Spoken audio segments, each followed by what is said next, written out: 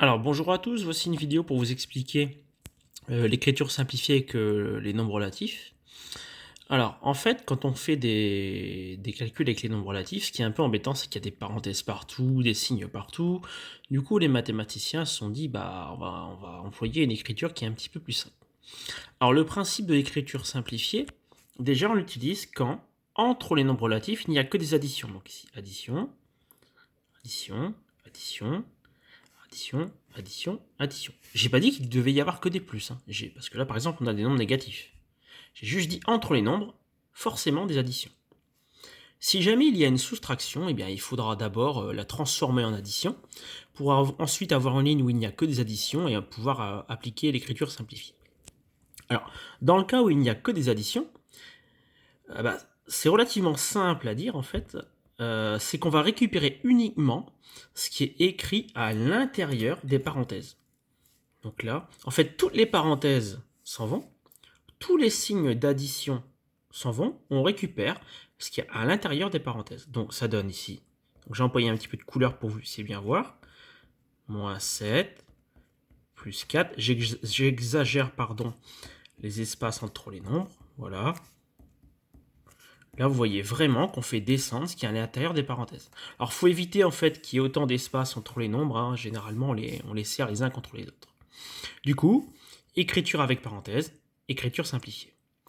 Ensuite, il faut vous habituer à faire les calculs en écriture simplifiée. Dans un premier temps, vous allez chercher si par hasard il n'y a pas des nombres opposés. Donc là, on peut voir qu'il y a plus 4 et moins 4. En fait, en écriture simplifiée, chaque signe d'opération va agir comme un signe d'opération, mais aussi comme étant le signe du nombre. Donc là, plus 4 et moins 4 sont opposés, donc leur somme est égale à 0, ils s'annulent. Et ensuite, dans un second temps, eh bien, on applique la procédure de calcul qu'on a vue dans les calculs avec parenthèses. C'est-à-dire qu'on va les regrouper par signe. Ici, nous avons le nombre plus 3 et là, le nombre plus 6.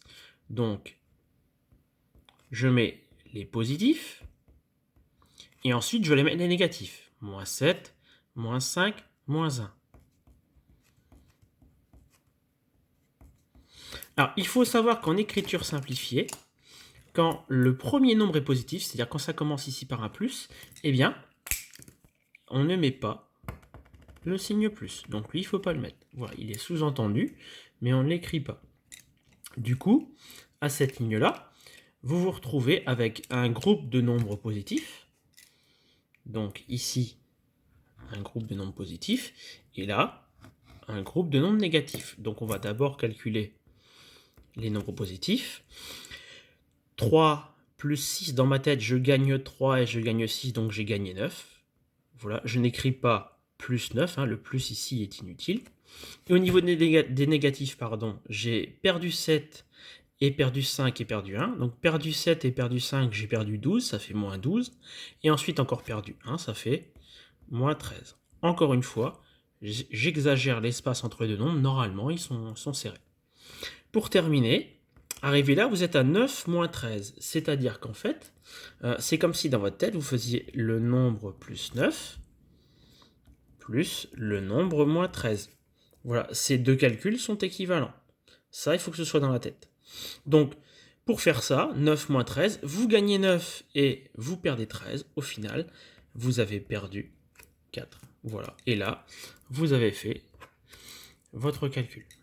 Donc, pour l'écriture simplifiée, on va agir en deux temps. Premier temps, savoir passer de l'écriture à parenthèse à l'écriture simplifiée et de l'écriture simplifiée à l'écriture avec parenthèse. Second temps, à partir de calculs en écriture en simplifié et être capable de les faire avec rigueur. Voilà. Il y aura un troisième temps après, c'est quand il y aura des calculs prioritaires entre parenthèses dans un autre calcul, mais ça ce sera vraiment en fin de fiche d'exercice. J'espère que cette vidéo va vous aider à mieux comprendre l'écriture simplifiée avec les nombres relatifs. Allez, petite blague pour finir. Est-ce que vous savez quelle mamie fait peur aux voleurs? C'est Mamie Traillette. Voilà, bonne journée.